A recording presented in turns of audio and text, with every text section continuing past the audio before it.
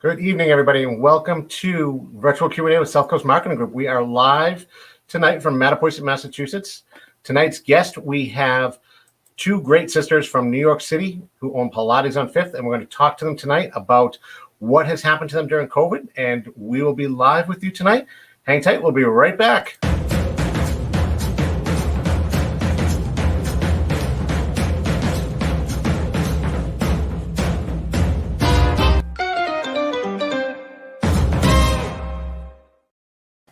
And we're back. And as we talked about earlier, with COVID, as all of our shows have been talking about, and the effects of COVID, everything was disrupted by COVID-19 in 2020 and into 2021.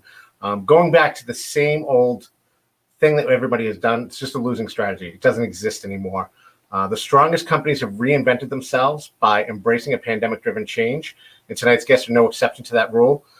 Their success, in some cases, was survival. During this pandemic have depended on their willingness and ability to adapt, pivot, and change, and quickly shift their behaviors and what they have done as a Pilates studio to be able to still be here tonight. So tonight, I'd love to welcome Kimberly and Katherine to our show. Welcome, ladies. Hello. Hello. Thank you for having us. Well, thanks for joining us. It's been a pleasure to work with you and have you come on. So I want to talk to you guys. Obviously, a big difference. You are in the business of having people come in, do a workout, work with them on stretching, work with them on machinery. In person is a big thing. Yes. So obviously your world got turned upside down, backwards, forwards, inside out, all over the place. It did. Yes. So why don't we get right into it and we'll just talk about what's happened, what's going on. Well, so it was March 16th of last year that it was like 5:00 in the afternoon. And we got across our news feed that Governor Cuomo said all gyms have to shut down by 8:00 that night. And so we sent out an email immediately. And the funny thing is initially we got some pushback from clients. Why are you doing this? And we're like, no, we didn't do it. It's funny because right before that, we had made this entire wheel of this promotion, and we actually still have it in the back room of all these promotions we were going to do. It's kind of like this relic now. But we actually had our virtual studio up and running within 2 weeks. It was like within 10 business days, we had our virtual studio up. It was very painful, but we got it up and running. Yes, it wasn't easy. But the irony is because of course, all the other studios, whether they're fitness studios, boutique studios like ours, or more gym type places, everybody, pivoted to online. The irony is we've had an online video website since 2007, but that really didn't pick up because then everybody honored their local studio, which I admire them for, Don't get me wrong. But because every studio is like, let's go online, then it sort of was like, well, our little niche of having an online video website sort of became obsolete, so to speak. And so that standout feature was obliterated. So we're like, oh, everyone has this now. Super. Yeah. Everyone's got to copy each other. Yeah. Yes, exactly. And unfortunately, that's kind of what we've seen, and not in just your industry. Across the board, everybody had to figure out there's no blueprint. Right. What are we going to do to get this going? And if you see something that's working, somebody else jumped on that bandwagon and tried to improve on it, tried to do something, or just completely copied it right to the umpteenth degree. Exactly. And in your world, it's tough. Especially in the digital world, going online, teaching a physical class, there's one way to do it really, and it's through video. Yeah. And it's difficult also because, one thing that I think some people don't realize about the Pilates equipment is the Pilates equipment provides so much support. Yeah. Mat exercises are actually some of the hardest exercises you can do because it's you versus gravity.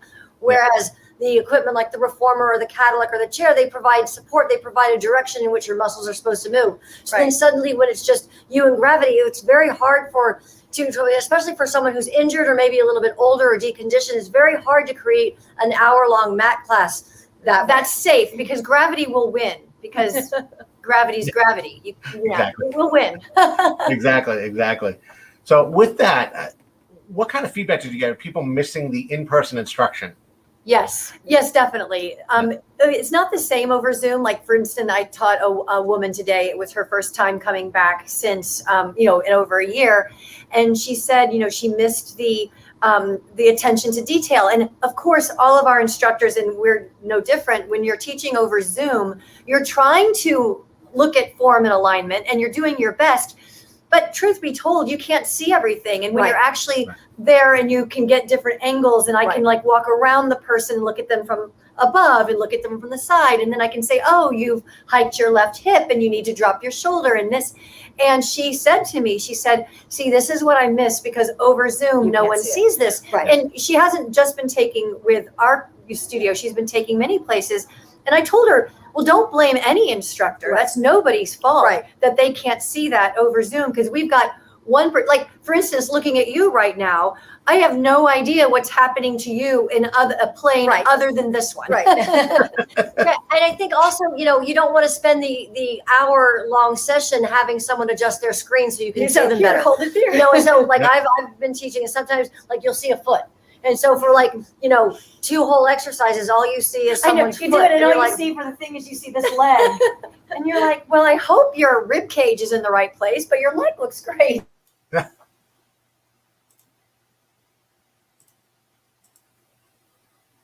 Oh, looks like we're having a little bit of technical difficulty here. Bear with us 1 second here. We'll get them right back to joining us here in a second here.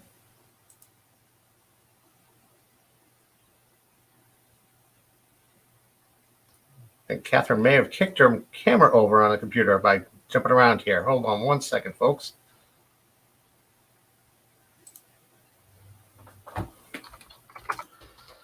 Please put in the chat. Let us know what you're up to tonight, what you're doing. We want to know.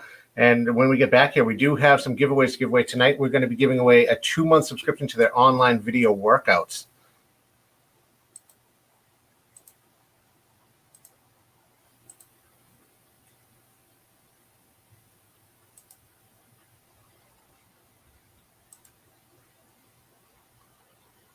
Oh, we did lose them for a second. We'll get them right back. So again, please put in the comments what is going on. Here we go. They're back. sorry about that. I actually hardwired into the internet. I have no idea what happened. I went through this elaborate procedure to get a hardwire connection. I am so sorry. That's all right. I just blamed you. I said, I think you kicked your computer over. So it's okay. No, yes, yes. No, I'm actually hardwired in, and I'm like, what just happened? It's like, I tell you, the gods of the internet are quite evil. Yeah, they can be at times. They can be very evil. So our apology, but I'm actually hardwired in. That's it. Hey, this is what live is all about. It's always fun when you go live. You never know what could happen. Yeah. If that's the worst of things, we're good. It's not bad. Yes. Well, see, but that's a funny point because with Zoom, etc., if an internet connection goes down, some people thank you, you're being very kind and amiable, and like these things happen. And some people really get angry. And I think it's because in these days of COVID, when you have no control over anything, like you don't know what the numbers are going to be tomorrow, you don't know when this is going to open or this is going to shut down or what's going to happen.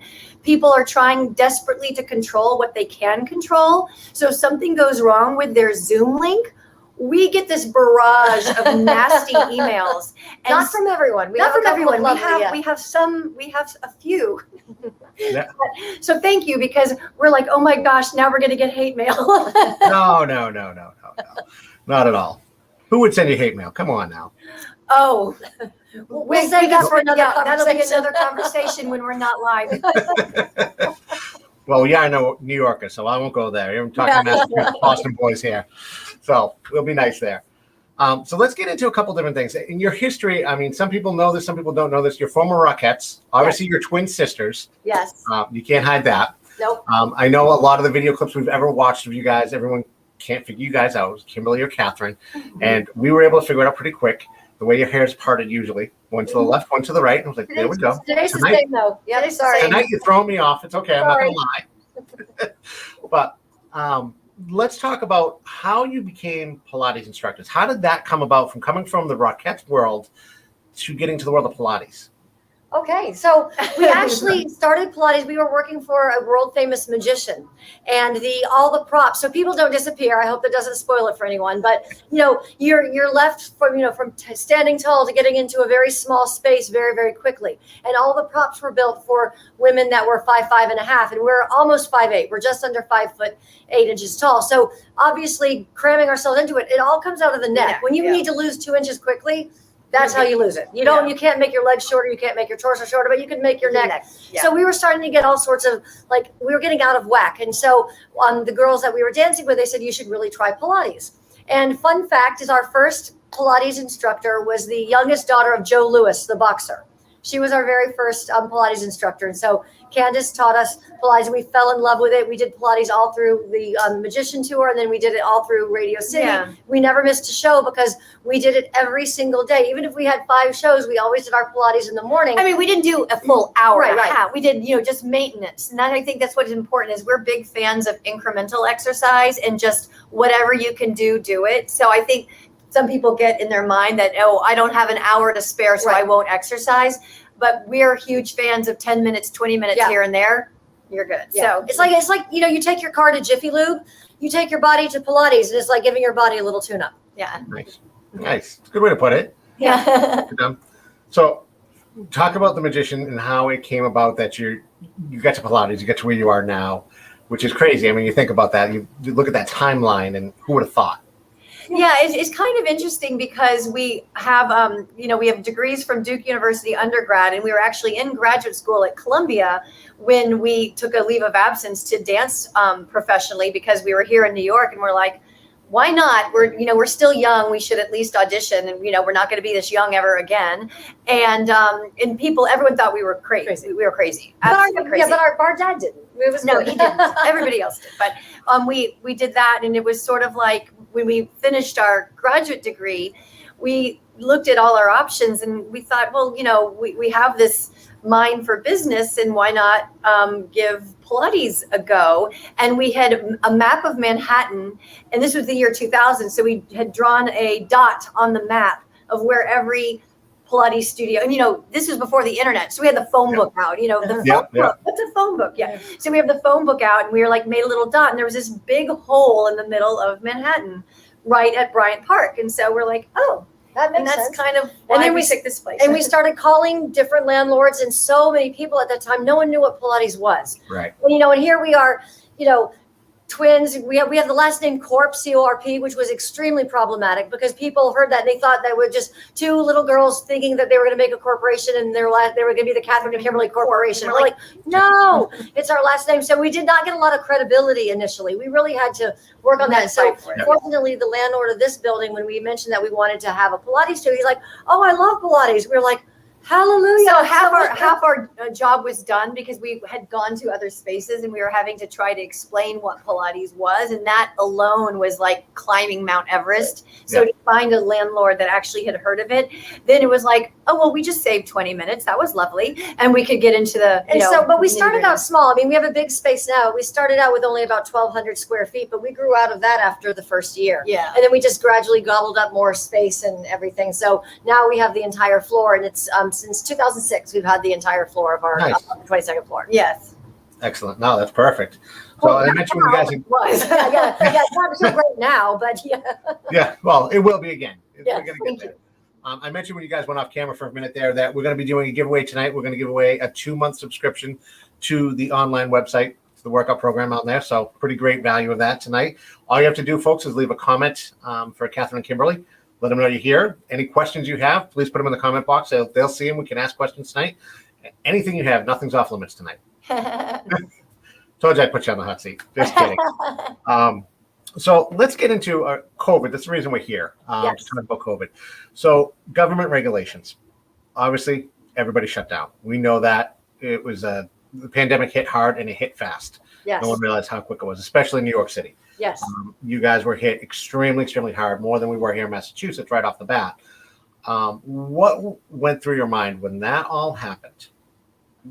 Well, it was sort of like we never dreamed that we had a 2-month plan. Right. Actually, we had a 1-month plan, which now looks like just naive. So naive. Like we're these like starry-eyed optimists, but I think everyone sort of had the thing, oh, we'll be shut down, a few weeks, a month. And as it drew on, it sort of was like, of course, no one went into it with a year-long plan because everyone, I would hope everyone was optimistic, or we're the only idiot optimists in the bunch and everybody else was planning for a year. But we were we had our month, and then we're like, okay, it's 2. And we're like, oh my gosh, it's 3. And I think what ended up happening though is there was this like gradual erosion of the spirit, and we did get a little down because it was hard to stay positive. And when I talked to other people who were like, oh, we did this, I was like, is anyone going to admit that this was like really hard? Like, really, really hard to stay positive? Because, and truth be told, no one knows what the future holds, and we're all holding on to hope. And there's a fine line between hope and stupidity, and we're going to go with hope. There you go. But I think also what was tricky for us is that, you know, we still get all the emails from like industry organizations and look at what these studios do. But again, like you mentioned, New York was in such a unique position because we were hit so hard. So quickly, everything had to shut down. So what a studio is doing, say in Florida or in another state that didn't have the draconian measures, that doesn't really help us. So 10 tips that someone's doing, you kind of read it, you're like, yeah, you can't really download that because it's not useful. And for us, I think also the 3 weeks that it was a complete shutdown, there was no construction, there was no anything. I mean, it was weird. Like, you know, now, like when you go to Times Square now, you're just starting to see people coming out. But for the past, seriously, like 9 months, you go out in New York City and Times Square is not Times Square. No. Yeah. It looks like something out of a Hollywood movie. It's unbelievable. When you look around, exactly. Boston was the same way. You went to Boston, and normally a commute for me to Boston was a little over an hour. I could get in there in 40, 45 minutes and not see another car. It was crazy. To go in and out, which it's just unbelievable. Yeah, and I would walk to the studio because I can walk here. I mean, Catherine could too. We would walk here and just to check on plants and things like that. And it was eerie because normally you just encounter enough people on the street that you don't feel like Fifth Avenue is isolated. And it was very, very eerie to be like, wow, like you don't want to be the only one on the street. You're not the only one on the street. No, definitely not. I can imagine. I mean, it's got to be a totally different world. Like I said, it's something out of a Hollywood movie. It looks like you're probably on a Hollywood set thinking, wow, okay, where are the lights and the cameras? Where's everything going to happen now? Where's the police chase that's going to happen in front of me or something like that? And it never did. Right. And then, even now a lot of businesses aren't coming back until the word on the streets that the businesses aren't coming back until September. I think they're giving the employees the option to come back if they want to, like here and there a couple days a week. But we're hearing that it's September. So we still have a long way to go. Yeah. And it's just been very tricky to navigate this in terms of, we've become very, very good at cutting expenses. And we've been become very good at groveling. we can give lessons. We were always pretty good at groveling. Groveling was something. We always had groveling master. There you go. No, we've actually noticed it here in Boston. We've seen a lot of like the financial firms, for example, in Boston have left the high rises. They've pulled out of there, realizing that their financial analysts and things like that don't need an office building per se. Right. They can do their meetings in a coffee shop at someone's house or on Zoom. And why pay the rent? Why pay the overhead that they had? And they're leaving. Which now, what is that Boston landscape? And the same thing for New York is going to be the same way. Right. What does that do to the landscape in the end? And no one knows. Right. Right. And that's what worries us because we picked our location based on the businesses in the area because we're right in Midtown where it's a lot of companies are. Like we're right by Bryant Park and there's this whole circle of businesses around Bryant Park. And we also get the commuters through, we got past tense, the commuters through Grand Central Station. So, and even Times Square and Penn Station, because it's not too difficult. Right. Yeah. So we always had before work folks, then lunchtime folks, and then after work folks, and then the people that would pepper in during the day that could, have the luxury in their job to come at 3 or whatever. So we have always relied on businesses and we've always catered to more executive clients, not neighborhood. Like we don't get stay-at-home moms because we're not a neighborhood. Right. So this has been very, very challenging because we don't know when the businesses are going to come back. Right. Because people ask us a lot, well, are people coming back? I'm like, it's a geographical issue. If someone's working from home and they live in Stamford, Connecticut, they are not going to come into Manhattan just for their Pilates lesson, no matter how fabulous we are. They're not going to. I was going to say, not even for you guys. Come on. I know. We'd like to right? think that they would make the trek. And there's the groveling. There we go. Please come see us, please. Bring Dunkin' Donuts. Yes. So we talked a little bit, obviously, financial. You guys have learned how to cut expenses and things like that. Going forward, do you have a plan in place now? If this is to continue, say, another 6 months. And Yes, we started.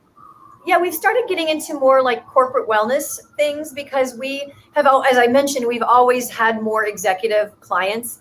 And since when we lived in Japan, we worked in corporations, so we know what it's like to sit at a desk from sun up to sundown.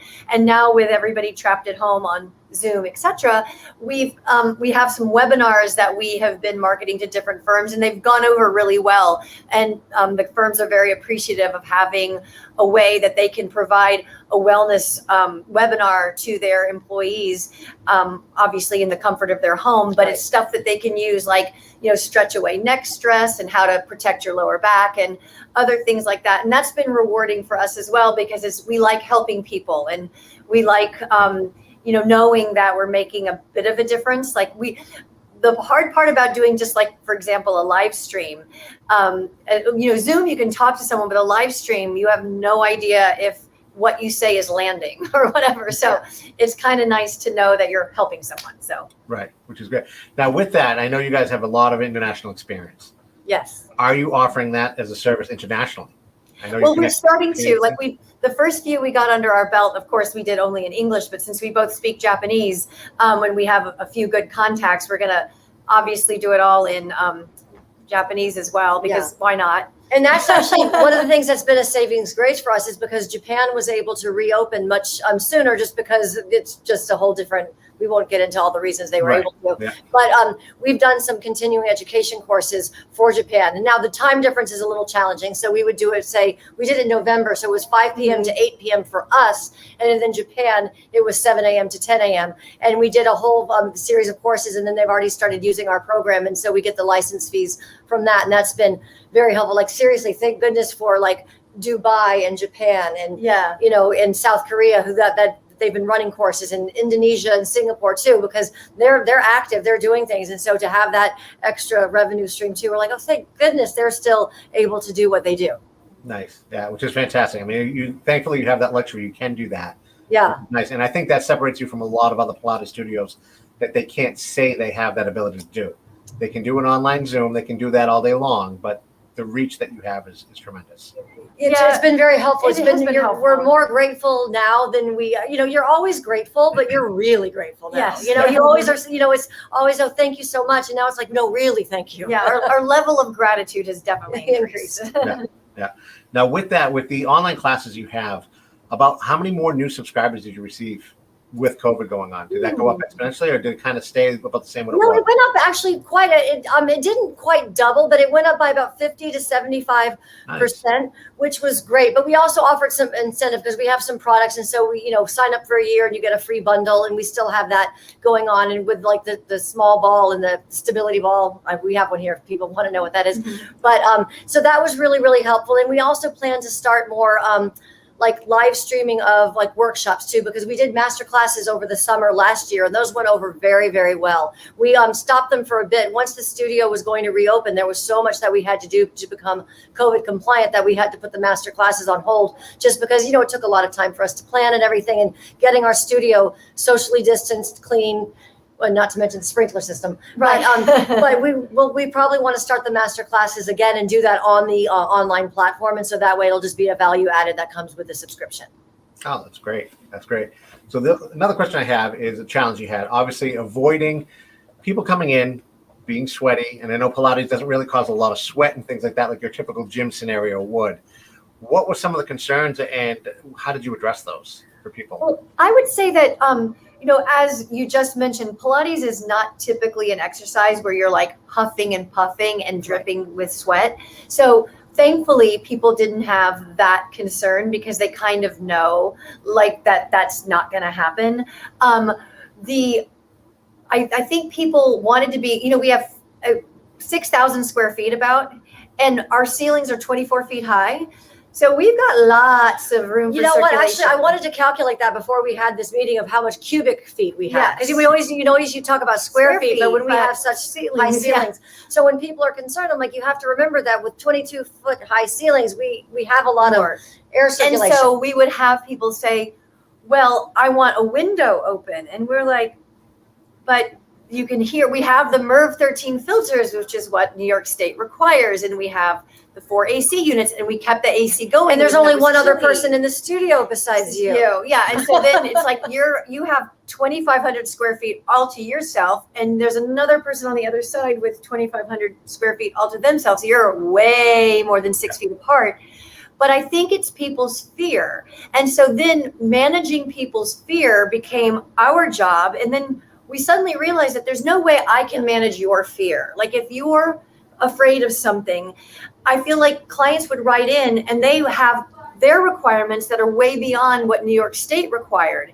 And I'm like, but if we were to make a list of what you want and you want and you want and you want and you want, that it's like Paralyzing. yeah, it's like, well, we can't manage everybody's fear. And some of it is, of course, ventilation system, we have it all done, but we had someone say, I don't think I hear it. I'm like, that buzz, I'm sure you can hear it. That buzz you hear? Hello. So, and they're like, are you sure that's the AC unit? I'm like, well, for 20 years now, I'm pretty sure that's the AC unit that's on. And we actually, the thing is in the summer, we had all 4 of our AC units all go down at the same time. And for reasons we won't get into now, because we don't have enough time, but the landlord wouldn't take care of that. We had to take care of it ourselves. So amidst all of this stress, we had to repair 4 AC units, and they were ancient. And I mean, it was like new compressor. We know much more about AC units than we should. So they're all, but the good news is they're all new, they're all functioning. But it's weird to when people, it's the dead of winter, it's snowing outside, and they want the AC running, which is a little odd. Yeah.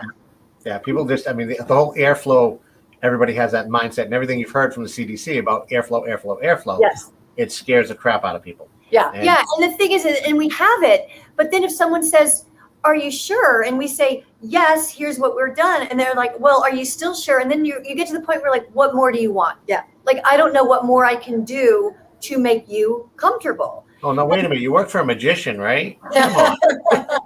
Can't you just make this all go away? Right. Yes. But we do. I mean, it's nice because we do have windows. And so but they're at the top. So, you don't see the window. I think sometimes people want to see the open window. So we have to like, no, the window's way up there. And it's open. So. Yeah. And there's some days I'm sure you don't want the window open because you might want to jump after dealing with that porch. Yes. AC's going out in the middle of summer. That's what the roof is for. Yeah, the There you roof access is for that.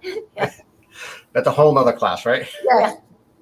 Well, all right. Well, I want to show real quick. We put together a little video for you guys about how you have prepared inside of everything with COVID and what you've done to get Pilates on Fifth reopened again to the public. So let's take a quick break and we'll show you that video.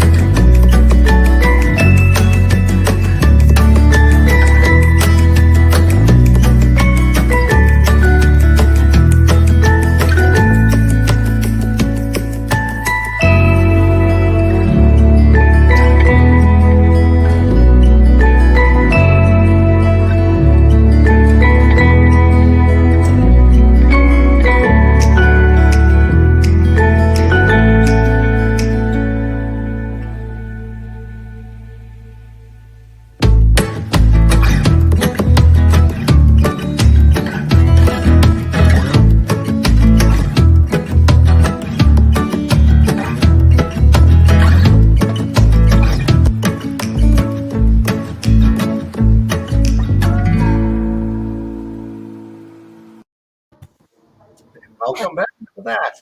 So you guys have done a lot, no question about it. From where you were this time last year to where you are right now, a lot of changes, a lot of different things.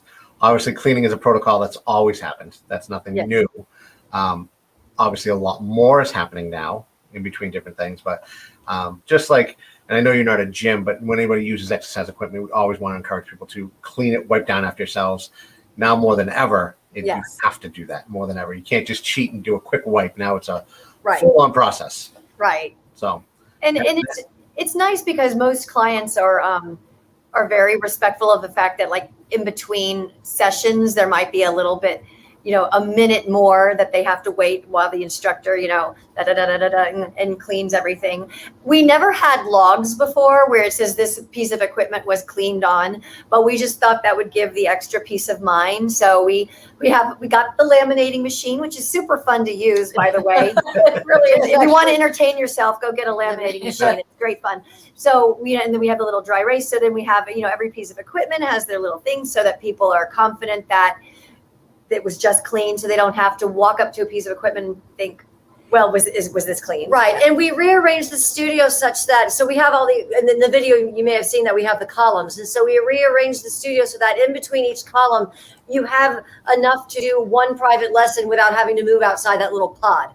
We were called them Potter Bays, so that you have a Cadillac, you have a reformer, you have a ladder barrel and a chair, sometimes a Coraline. So that way an instructor can pick an area and then they don't move from that area. So then when they're finished, they don't have to think, where was I and where do I have to go sanitize? They stayed in one area. No one else was in that area. So they only have to sanitize that. So we really thought about, okay, if I'm teaching one person, what does that person want to do? So we tell instructors when they're coming in, we, obviously we're limited by space, but we can let them know, pick a spot and stay there. Don't go running across the studio for another piece of equipment or something, because it's all contained. Yes. Nice, which is great. So I know we talked earlier today, Darren, you guys were famous for the big piano, which was a great exercise. And unfortunately, that had to go away. Yes. For now. To make space. Plans of that coming back? Yeah, well, we'll probably do, because we have a version that's a little bit more portable. So we'll probably have it ready so it can be put out in the mat room. So that way, because we'll probably be socially distanced for a while, so there's just not room to put it out in the main studio. But we could put it, so if we had someone want to come in and do it, or we had a family want to, because we were doing experiences, which worked out very well, where a family of 4 would come in, and that way they can stay. We're actually in our mat room right now. They could stay in the mat room. We can put the curtains around that's not as disruptive and everything, and that way that family could be contained as well. So I think that's the way we bring it back. Right. And that way it would be everybody would feel comfortable, because it could be a nice little experience. They have it and it's mirrored, and they can play around, you get some exercise while you're playing a little tune. So it's quite fun. But as Katherine said, that was the only logical thing to take off. It's a big footprint. So that was the only logical thing to move aside. Yeah, to lose one thing instead of losing everything makes sense. So, yes. And it can come back, which is a good thing, because obviously that was a big hit. You guys have been on many talk show circuits with that, and it was definitely well received. And I know people that I know live in New York City still talk about that, which is a good thing. Oh, that's good. It's fun. And so it's funny, because we were just talking today that we kind of miss it, because it's sort of like sneak cardio. You don't end up thinking but you're trying so hard to play a song with your feet that after a while you're like, oh, wow, I'm tired. It's fun. I think, when people let their guard down and they don't need to be right and they just let themselves enjoy it. So that's why I think sometimes kids gravitate, because kids don't care if they're right or wrong, where I do think adults sometimes think, I don't want to make a mistake. And we're like, no, make a mistake. Make a mistake, have fun, jump on it. Who cares? Yeah. You're not at Carnegie Hall, so do whatever you want. Exactly. Especially on a date night. If they came to the studio to do it on date night, then you got to be right. You can't be wrong. Yeah, just have fun. Absolutely. Drag them across the piano keys. Who cares? Have fun. Exactly. All right. So looking at things, what do you plan to do differently than what you've already done? Is there any plans to adapt anymore, or are you kind of sticking with what you have and just go with the flow? So right now, part of the problem is that a lot of our instructors aren't back in the city yet. So again, it's a geographical problem. We've been, because now we we have more clients wanting to come back, which is fabulous. But now we're when instructors want to come back. So right now because a lot of our instructors are a little bit younger, everyone's kind of waiting to get their second vaccine. Now we got the Johnson & Johnson, so we're done. Yay. And we're fine, by the way, just in case anyone's, no clotting. Okay. But so I think that both instructors and clients are kind of waiting for the vaccine. So we're hoping that towards the end of April, we have more instructors who are like, no, I'm willing to come back now. So that's one thing. So that will definitely pick up. We're going to be slow at adding the classes back, just because we haven't had a lot of, that's the problem with adding classes. We have with mat classes, we have more demand for equipment classes than we do for mat classes. And there have been one person who wants an evening mat class, and then another person wants a morning mat class. Well, then that doesn't make much sense, because it's just not a high enough price point to pay an instructor as well. So that's where we're having to juggle to see what makes sense. And, there's that if you build it, they will come mentality, but what if they don't? So it's just one of those things where we're trying to accommodate people's desires, but not be unwise. So Right. it's kind of a juggling act. And I think on top of all this, just us staying positive, and it can get hard some days. And so it's very hard to sometimes think, no, we'll all be fine. Some days I'm like, yes, it's all going to be fine. And other days I'm like, is it? Yeah. So, but definitely, I mentioned before adding the master classes, maybe, so not just like an hour-long workout class, but like 2 hour, like twice a month doing 2 hour master classes, I think is something that we want to do. Because I think that a lot of instructors, especially after we did the classes over the summer, they want that extra feedback. They want the extra instruction and everything. So I think adding that back in will be nice. And that way, since we can add it to the subscription, that'll add another revenue stream. So that if, come September, things don't pick up as we need them to, we'll have that to like bolster things up a little bit. So it's just about, what can we add that doesn't require a huge investment right now in order to add it. It was really the challenge. Yes. Yeah. Just kind of juggling things around, reshifting, and Yes. make it work. Yes. Yep. Yes. Yeah, that's kind of what everyone's doing. So let's talk about during the pandemic and even now, as far as marketing yourselves. And I know right now we're talking about classwork and how to get those around. How are you going about getting that message out to people?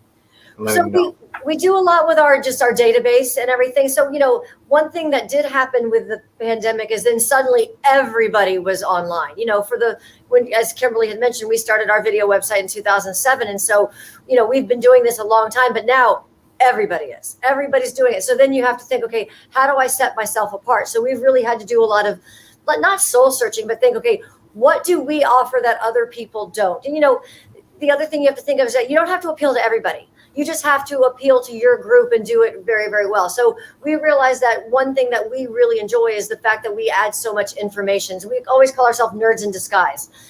We like the fact that we add all the technical information, and we really bring the science and the biomechanics into the workout. And there are some people who aren't interested, and that's fine. So we really are trying to make sure that we're hitting that niche. And so with like targeted emails and things, so that way when people respond, we can funnel them into, okay, these are the people that we really want to focus on, and we want to target them because these are the people that are really our target market. Because someone who just wants to burn 1,000 calories every workout, that's not really our target market. Not our thing. Yeah. We're into like efficiency of workout. So Yeah. Oh, that's fantastic. Which is good. I mean, I'm glad you have that database, which makes life so much easier for you. You're not recreating a wheel. You have that core group you've had. I mean, obviously, you're not brand new to the game, so it helps tremendously. Yes. Versus some of these businesses that have been around maybe a year or two, trying to do and emulate what you've done, it's very difficult. So but I feel for them. I think it's difficult for it's just been a hard road for everyone. Like I know some other small businesses, like I know 2 restaurant owners, and one is doing better because luckily his restaurant is set further back and he has a big sidewalk so he can have outdoor space. But these other restaurants in New York, since they're allowing outdoor seating, if there's no outdoor space, then they don't get to benefit from the fact that outdoor seating is allowed. So it's so sad to see how just things that you never thought would matter are suddenly mattering. Yeah. And it just breaks my heart for small businesses. And so support your small businesses. Absolutely. Yeah, we actually saw that there's a concept that's coming around, and it's actually started out in California and working its way across the coast. It's taking restaurants that have had that problem where they couldn't have the sit down inside, and they had a small enough space where they were in a tough location where they couldn't do curbside pickups or anything like that. So they basically were shutting down and they were gone. So this company has basically created a concept where these restaurants can come in a small kitchen environment. They do all the advertising for them. You order online, and they have their own drivers and everybody else, kind of like an Uber Eats kind of thing for them. Picks it up, and now you still have your restaurant still in business. Their cooks are still employed. They have a place to go to. It's just no sit down anymore, and they're thriving. They're doing well with that. So that's nice to hear. Right. And you're seeing it in a lot of major cities. So you might be seeing that coming to New York, hopefully. And hopefully we're starting to see it come towards Boston area as well. So it's a neat concept. It's very neat. Yeah, I think that's great. Yeah, it's nice because it's sad to walk through New York, and I'm sure it's the same in your area, and see the businesses that just didn't quite make it. And it's sad because no one, it's no one's fault. And I guess that's what's hard for us as well is, you think, oh, if I put my effort in, if P then Q. And with this pandemic, we all don't know if P equals Q. Right. It might be if Yeah. P and not Q. We keep saying we will not be taken down by a microbe. There you go. We You will gotta not. stay strong. Yeah, We will not be taken down by a microbe. It will be something else, but it will not be a microbe. there you go. You New Yorkers, come on. Wouldn't I expect know. less. So, but again, I think if we were a smaller studio, it would actually be a little bit easier on us because there aren't so many moving parts. But because, before the pandemic hit, we had 40 employees, pretty much every payroll. And now just because, you have the geography, you have people who were making more on unemployment than they would be if they even did the virtual studio. We have a couple of instructors who were absolute rock stars during this pandemic, and they did not go on unemployment. They reached out to their clients and they just hit the ground running. And they've had so much success in the virtual studio, but not every instructor had the mojo to do that. And I say this without judgment at all. Not everyone had that, like, okay, I'm going to do this. I'm going to tackle this. I can do it. Right. Some people were just like, oh my God, what am I going to do? And so they kind of retreated as opposed to thought, I'm going to take the bull by the horns and make this happen. But unfortunately, with the way our business has been constructed for so many years, we rely so much on the efforts of other employees that it's been hard to kind of make up for that. So when your staff goes from, 40 to, 19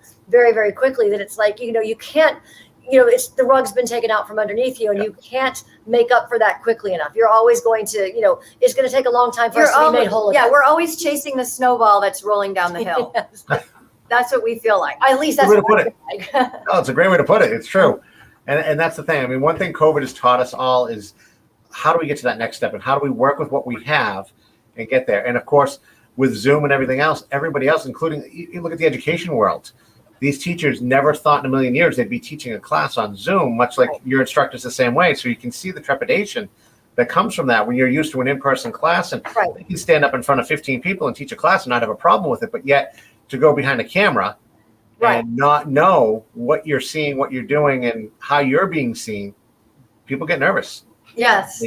They're camera shy, basically. Yeah, it's very true. But what Katherine said earlier is we did have some, not all, but we did have some employees who figured out that they would make more on unemployment. And that was, and I know that's not everybody. And so I believe unemployment should exist just in case anybody don't misinterpret what I'm saying. But we did have people opt for that instead of trying to make it with a virtual studio. And so we lost all of our admin help. So we had no admin help. And so, we've been very fortunate because we've had our business for, it'll be 21 years in August. Since 2002, we haven't been doing the day-to-day admin stuff. We've always had people booking the appointments, charging people, everything. And then suddenly for that all to be taken away. So then all of a sudden, Kimberly and I are like, okay, we have to create a virtual studio and we have to do all the admin, and we're still doing all of the admin. And unfortunately, and then it takes, it's opportunity cost. It takes the time away from doing stuff that we can move the business forward. Right. And so sometimes I'm like, I have spent 4 hours of my day just doing admin that someone else used to do, but I actually want to be doing this because this is what's going to move us forward and generate more revenue in the long term. But this is revenue right now. And you don't have to be a business wizard to figure out that revenue right now is important. Yeah. Oh, absolutely. I mean, that's what it's keeping everybody alive. I mean, the PPP loans can go so far, the economic disasters loans can go so far, and at the end of the day, you still have to be able to operate a business, instruct, do everything else, and you pick up a lot of different hats now, and you have to just keep things going, which I applaud you for. A lot of people can't do that. They haven't figured out how to do it. They've relied on others to do that for them, and they've crumbled right now where they can't do it themselves. And you've seen that, unfortunately, turn of events, I should say. That really just, they don't know what to do. Right. We keep saying that once this is all over, we're going to learn how to juggle because we've been metaphorically juggling for a year. We might as well actually just bite the bullet and learn how to do it. I think you can make a class out of that. We can have a whole new act. Hey, there you go. Learn first. Well, teach us for the Rockettes too. You never know. We could kick and and juggle. juggle. Yeah, kick and juggle. Yeah, hey, that would be a show all in itself.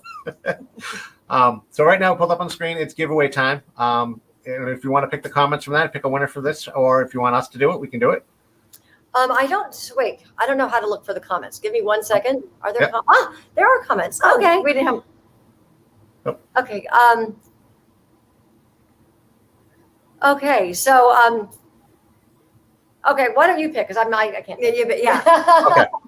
Let's go with Danielle Reed. Okay. Danielle is actually in Thailand right now watching. Oh, lovely. So she has a mat and a reformer teacher certification. and living in Thailand, currently sharing Pilates with the community there. So fantastic. Wonderful. Okay. So we'll get you in Thailand. Why not? Yeah, exactly. They're Yeah. very, very international. I think it's about like 2:30, maybe 3 o'clock in the morning there right now. So she's doing good being up that late. Oh, wow. I'm impressed. Yeah. Little night owl. Good job, Danielle. We'll reach out to you and get that all set up for you. So getting back to everything you guys have been through, what is the one thing you would recommend to another studio owner and what you should do for what you've done already? I mean, obviously you've been through hell and back and still learning is where you're going. I'm chasing that snowball constantly. One piece of advice. So one thing that I remember saying at the beginning of this, and I still say it, is that like if you think too far ahead, you can't play the what if scenario. You'll drive yourself crazy. So I always say get through one day and then get through the next. And the other thing that Kimberly likes to say a lot, but I have to enunciate so you make sure that you hear it correctly. I hate when people say you should do this and you should do that, or I should have done. So we always say don't should on me. SHOULD on me. I just have to enunciate so no one's mistaken. because listen, woulda, shoulda, and coulda are like the evil trifecta of life, and we can all look back. I mean, we look back at some of the decisions that we made during the pandemic, thinking it would go one way and it didn't. But you can't play. You'll drive yourself crazy if you're like, oh, if I'd only done this, if I'd only done that, I should have done this, I should have done that. You can't do that. You're just like, you know what?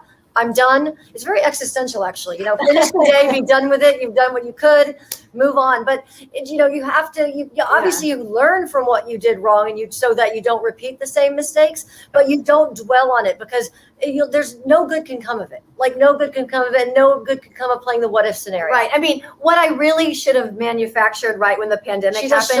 just should have. But what I should have done is manufactured like truly accurate crystal balls. Because I think that would have been a really great product because everyone wanted a crystal ball to know where this was going. So that's the only thing I wish I could have done. Yes. Is make a crystal ball. But So we just got a should and a could out of her. Let's see Yeah, what else we no. get. Come on, what would you have done? Yeah, I think it's really hard to say because it was. I mean, when I think back to it, I'm amazed that we don't look 180 years old. I mean, I hope we don't. Yeah. Don't let me, say anything. But I was going with 171. yeah, it's been hard. Like, it's just staying positive for me. Staying positive. Is very that actually hard. has been a challenge. Just in all, just truly honest, is just to be positive and to wake up in the morning and be like, okay, I've got this. And just sometimes just wanting to just go back to bed just because, you don't want to feel, not to be, but sometimes you're like, why am I even doing all this? And that's not to be, but it has been a true challenge. And I don't think clients realize if they send an email that's a little snarky or edgy or it's been a lesson. I try not to send those emails anyway. It's just not who I am, but you never know what the recipient of your email is going through. And so we've gotten some emails that have just full-blown made me cry. There's still people that when I see their name in the box, I'm afraid to open the email. We both recoil and I'll text her. I'm like, are you going to open the email? I'm not opening the email. Are you opening the email? And then we're back to where we're 3 years old and we're making a deal of who's going to open the email. Because there are certain clients that we see their name and we're both like, yeah, and I think for me also, there's some days where there's just so many things have happened that you're starting the day and you're already at DEFCON 3. So it's not going to take too much to get you to DEFCON 5. And it's those days that I really just have to sit back and be like, okay, and you get one of those emails and you're like, and I'm going to step away from the computer right now. I am not going to respond because I'm at DEFCON 6, which is not a good spot. I'm going to let myself calm down a little bit. But so it's been a lot of just, be the person that you want people to be to you. Yeah. And again, I had a little bit of a frustration with our software company today where I had to, they wanted me to solve. They're like, why don't you go into the community forum and write this? I said, I'm not doing that. I'm like, you're not going to ask me to do the work that you should be doing. But I was calm. I was not, but it's one of those things that's been very, very difficult is just absorbing all of that and not letting the little things get to you too much. Yeah. No, which is true. I mean, people have to, and that's the one thing with COVID is everybody's handling it differently. There's no question about it. Everyone has their good days, their bad days, their horrible days. Mm-hmm. But at the end of the day, you have to remember everyone's human. You have to treat each other the way you want to be treated. Yes. And that's a big message to get across and say to people is, you know what, you may be having the worst day in the world, but you don't know what that other person's doing on the other end that you're sending an email off to that you don't know what they're dealing with, what's going on. Case in point, you guys had 4 air conditioning units go down in the middle of the summer. You get a snarky email that's complaining about they were in there and it felt too hot and they started to drip a little bit of sweat and it's all your fault and blah, blah, blah, blah, blah. Well, Right. you know, you're dealing with it too. So Yeah, so it's been interesting, but I feel like in certain ways, some people, and I just want to make sure I get this out in case people who are clients, some people have been so lovely. Yeah. So I do want to make sure I acknowledge that there are people who have taken the time to say, "Oh, I love what you're doing," and thank you. And then there are others that don't, and it just shows who a person is at the end of the day. But we're all human. We all do the best we can. and that's it. And right now, especially during this, I mean, we're all going through uncharted waters. There's no Yes. handbook, there's no playbook, there's no script to tell us what we're supposed to do and how we're supposed to do it. Right. We've learned now in a year what works, what doesn't work. We're still learning overall, but this game changes every day. Yes. There's no question. It does. And, it's like, so now I think Kimberly and I are in a place where we know that it's about setting expectations. We know that just with everything going on, something is going to go slightly awry or slightly sideways, and that's okay. Right. And it just depends on the degree. So on a day that doesn't, we're like, wait a minute, this is good. But it's just the nature of the beast, especially because, we are, the 2 of us are doing the work of 4 people that, Right. or more. So we've dropped balls too. Like, Please. like speaking of juggling, The we've dropped- lightning. so it's also forgiving ourselves of not getting to something and you knew you wanted to do that and then it happens because then you're tired. It's the difference. When you first start your business, for us it was almost 21 years ago. You start your business. We were 21 years younger than we are now, which does make a difference. Yeah. Absolutely. You have all this hope, you have all this optimism, and right now we're doing more work than we were then. And it's not that we're not optimistic, but it's different. It's more like you're doing it with a gun to your head and you're doing it to survive as opposed to with like all the hope in the world. It's a different mindset, and that does weigh a little bit. Yes, it does. And we and some days we're able to buffer each other, and the days that are really horrible is when we're both down in the dumps because then neither of us can help the other one out. We're both like Eeyore. Yeah, one of us needs to be like Piglet, Tigger. There you go. Guys gonna bounce around there and get going. Yeah, be like, Perfect. Yeah. That people will be lining up to come in. Come on. Yeah, exactly. It's a bouncy workshop. Let's go. Yeah. But no, it's true. I mean, we deal with it in our own world. It's the same thing. I mean, when this first hit, every client we had who didn't have a website that was able to be online ordering or anything like that came to us right away. And everybody wanted it. I need this tomorrow. Mm-hmm. And there's just so many hours a day, so much staff you have, so much that you can humanly, physically do and still produce a good quality product and still give the same service that you used to.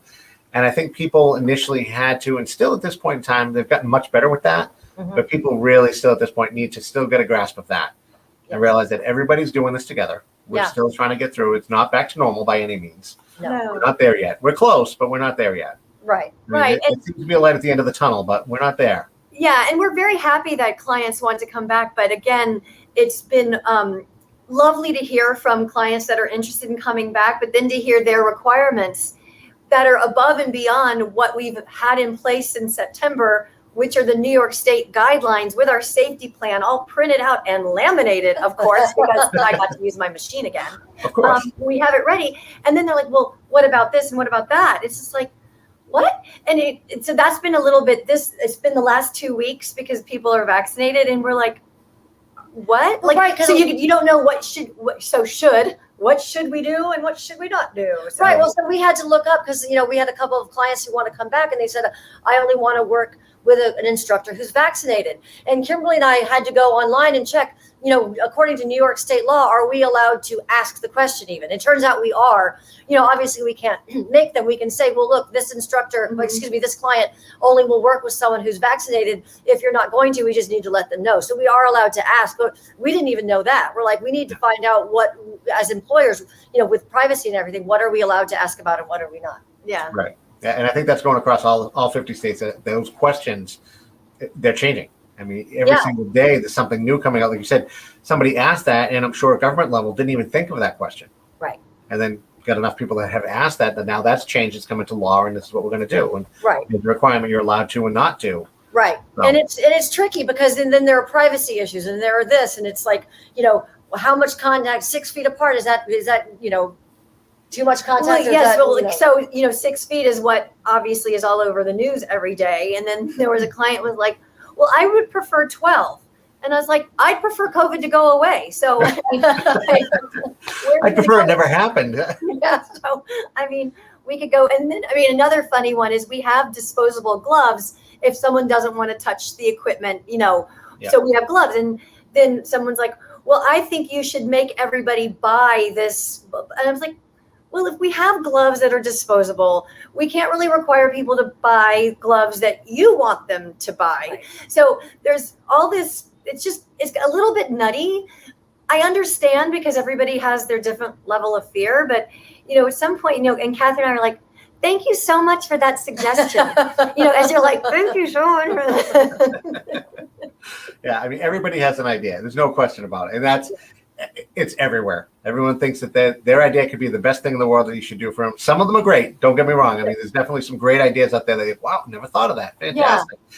And there's other ones like, oh my God, if another person tells me that today, I can't. Right. And I also think it's easy, just like we all sit on the couch and we play armchair quarterback or we play armchair golf pro. Oh, he should have hit that putt a little more to the right. Yes. And I think it's easy to play armchair small business owner. Absolutely. Because it's easy to walk in and be like, well, you know what you should do, and that's why don't should on me. Do not. I love it. I'm gonna start using that. That's a great line. It is, but you have to pronounce it well, just so people don't think. Yes. Well, especially with a Boston accent, forget it. It's gonna be awesome. I get a lot of dirty looks, I'm sure. Well, lady, it's been fantastic. I appreciate everything you guys have done tonight. I hope you had a lot of fun. Oh, it's wonderful. It was great to learn about what you've done. Hopefully success continues for you again at this point. Folks, we have the Pilates on Fifth website scrolling across the screen. Please check them out. Go on, sign up for an online class. Check them out. They have library. What are you up to now? What? Few hundred classes, right, on the library? Yeah. And all the education videos too, which is great. So if you have a question about like, am I doing this exercise correctly? You can just put that exercise in the search box and you can find out immediately if you're doing it correctly or not. And I think that's the number one thing. People are like, I want to make sure I'm doing it right. Well, with our site, you can make sure you're doing it right. Perfect. Yeah. That's fantastic. And best of luck to you both. I wish you the best. And stay healthy, stay safe, stay sane. Stay away from should-haves. Yes.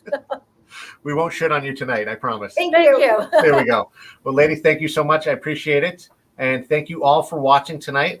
It's been a fantastic show. We'll be back on May 12th. We're going to have Mass Restaurant Association's President Bob Lewis talking about the effects of COVID in the restaurant world and what it's done across the nation to the restaurant world. So we'll see you all again very soon. Thank you so much and take care. It's been a great night. Enjoy this warm weather we're finally getting here, and we'll see you all soon. South Coast Marketing Group is a full-service marketing agency located in Mattapoisett, offering marketing services such as website development, social media management, search engine optimization, pay-per-click advertising, logo and graphic design, print services, and anything marketing. You do your business, we do the rest. Call us today and let's start planning.